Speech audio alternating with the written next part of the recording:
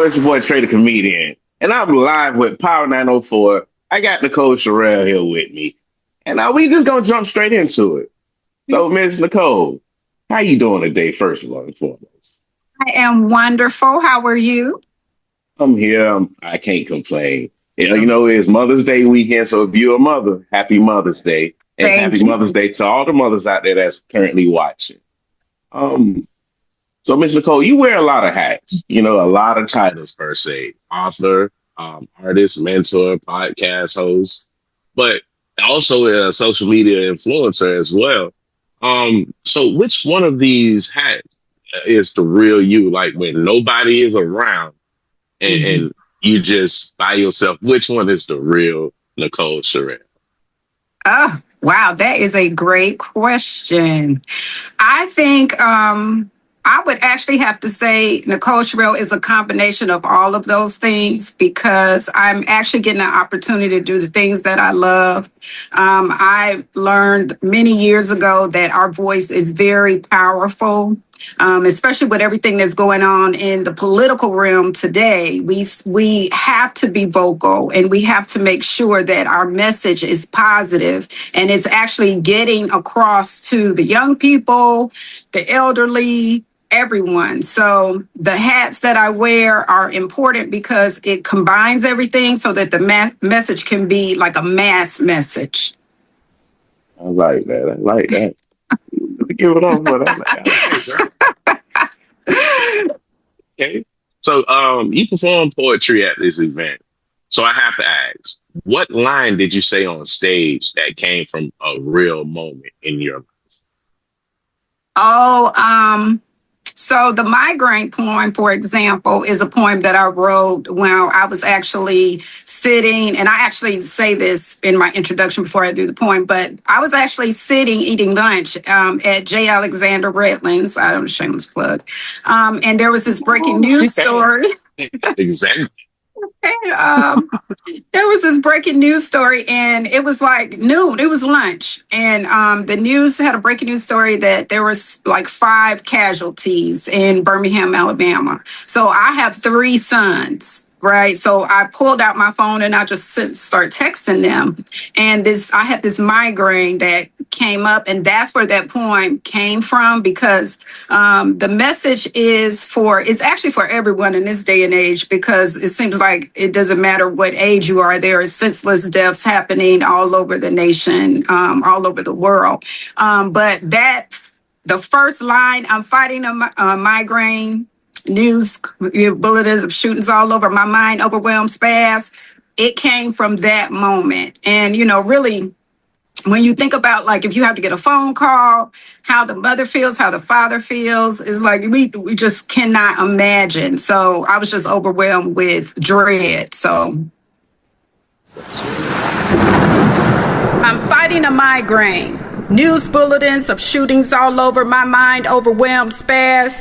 Message money gang Mikey, panic praying not my last. We need help solving these issues. I'm sick of MFs watching me to see what I'm gonna do. Get off your butt and do what you need to. Black Lives Matter really, but you too scared to share a post. Too scared to join a cause, won't even promote. Miss me with all that tissue. I'm applying pressure although you refuse to. I'm sick of the fact we're fighting the world, sick of all the crime hurting our little boys and girls. They will always be our babies, no matter the age. Just like they are always human, although you want them in a cage. They say we must learn from our past, but we won't read, we won't vote. We say F Dr. Phil. I'd rather cry in silence than release the issue stuffed tucked away in my throat. The frustration I feel is just a phase. Every day I have to shake it off. Justice is my focus, freedom in my eyes gaze. This migraine won't let up. Another baby gunned down, murderers justified by some. We see you plain sight, cocky, bold, no more hiding, no gown. This migraine, this is pain, this is insane. Can't even charge it to the game. My skin, your skin, our skin is black. Unity is key, ain't no going back.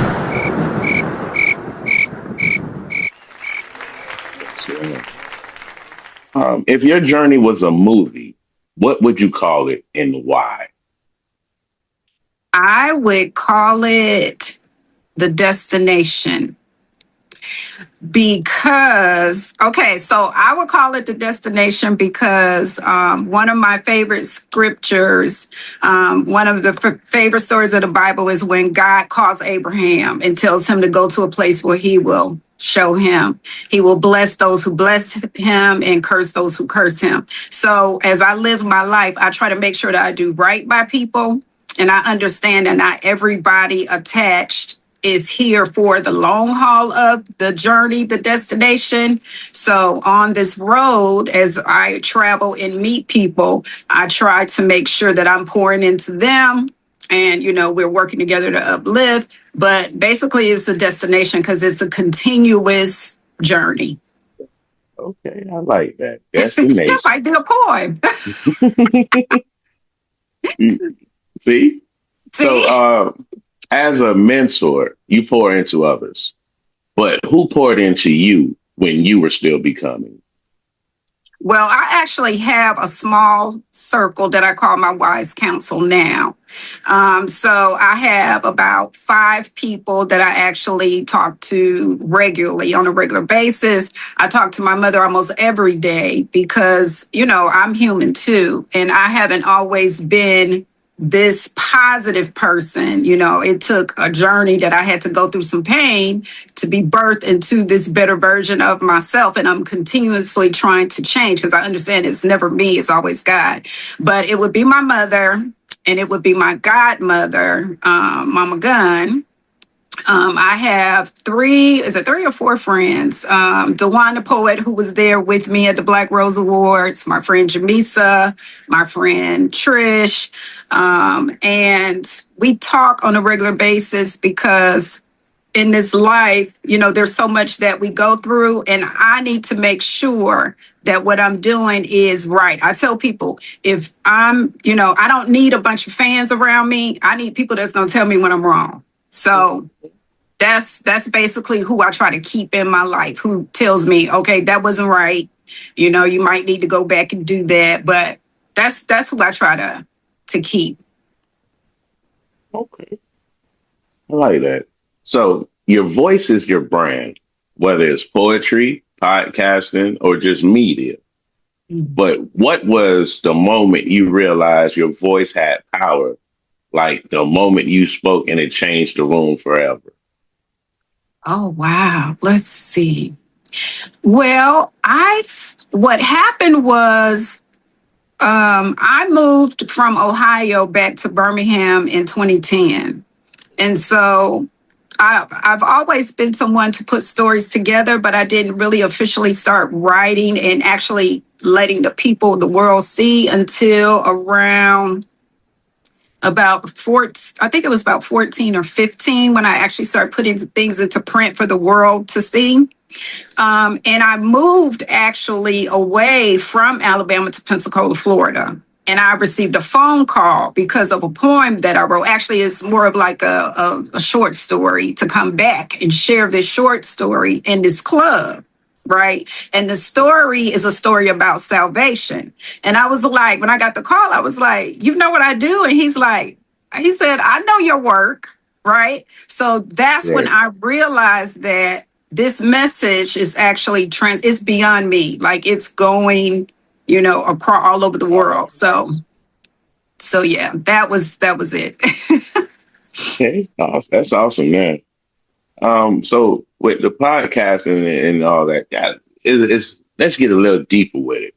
Okay. What's a real conversation you want to have on your platform that you've been holding back from because it might shake the table? Oh, wow. There actually is no conversation that I can have on my I've had almost everything on my platform. So the Vault Podcast is a collective of various types of podcasts, which means that there are live streams, there are recorded, there are faceless. Currently, I am working with the Yolanda Flowers political campaign. That particular segment is called Let the People See.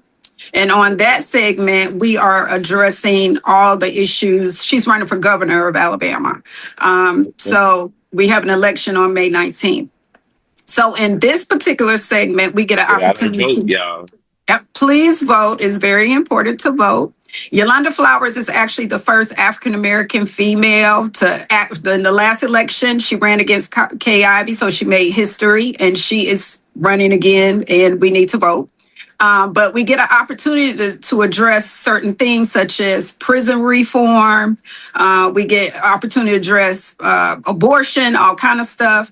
Not only that, on the Faceless podcast, I have had an opportunity to address some of the issues behind the pulpit and corruption in the pulpit. So I've had everything from entertainment to to everything. Corruption in the pulpit. Yeah, Ooh-wee. corruption. We've ran quite a few stories this year alone. So yeah, and actually tonight I will be at a modeling event. The podcast will be there, so we're covering a community event tonight. So Okay. You gonna be modeling? You gonna be doing it too? No, I'm gonna stick to my lane. I'm sticking to my lane. Got you. I have a microphone in their face. So, influencer culture, it can be love and it can be fake, right? Mm-hmm. What's one truth about your life and mindset and your journey that you feel passionate about? What I feel passionate about is, I think, the African American culture, and what's happening to the young people, where such things such as politics is not important to them, where we're going, the state of the nation. And when you look at social media, the things that actually draw the biggest attention is the drama, fighting, all kind of, destruction and chaos. So if I could, influence anyone from looking at my life, because I try to be the change that I want to see, that they would say, hey, she used to do this, but she's not doing this anymore. What if we change our path? What if we pick up that book that we don't want to read and learn? What if we learn a new skill? What if we invest in ourselves and buy the land and, those things that are going to help build up our brand and put as much work into our craft as we are putting into nonsense? Then where would we be? Awesome. I love it. So finish this sentence. My next poem will be written. Wait, excuse me. My next poem will be about blank. Why? Okay. My next poem actually will be written this weekend. I've been in a conversation with a local rapper whose name is Specs the Great, and also Jada Flowers, who's a singer here. And we're going to go in the studio, but we're going to write something to address the redistricting plans that Alabama tried to pull off. It was voted down on yesterday by the high Alabama court, but it has to go to the Supreme Court. So we're going to write something about our voice and the power that we have as a people, but however, we don't read. Actually, that's in the poem too. In Migraine, it's a line that says, we don't read, we don't vote. We say F Dr. Phil. So we're going to talk about that in this next poem and push it out as fast as possible, because this election is very important. Make sure y'all get out and vote, man. Get out and vote. Rock the vote. Get out and vote, people. Make history. Make history. So, yes. So do you have any shout outs at this time that you would like to shout out? Maybe fans, supporters, family members. You might have been on the phone earlier with your girlfriend. Girl, I'm finna be on this show. You better be locked in, girl. I'm finna clock it. I'm finna shout you out. So this your opportunity. Okay, I would like, and I actually did forget somebody, but I would also like to shout out my boyfriend, OTM Black, because he has been very, very supportive in this segment of the journey. I would like to, of course, shout out the Black. Shout out to you. Shout out everybody that I named earlier, but also I want to shout out the Black Rose Awards and TZ, and of course for this opportunity. Like their whole team was magnificent. Everything that came from that meeting, it was basically bringing together a bunch of creatives and recognizing them and uplifting them, and giving them basically their flowers now, their roses now. And we had a lot of fun during the event. The event was so well organized. Like I was very impressed. And I would also like to give a shout out to my Gas House family as well, because they support me here locally as well. So I think that's it. Yes, ma'am. Once again, thank you for your time and thank you for the opportunity to grace us here at Power 904. We greatly appreciate you, and you be safe this Mother's Day weekend. Thank you. Have a good day.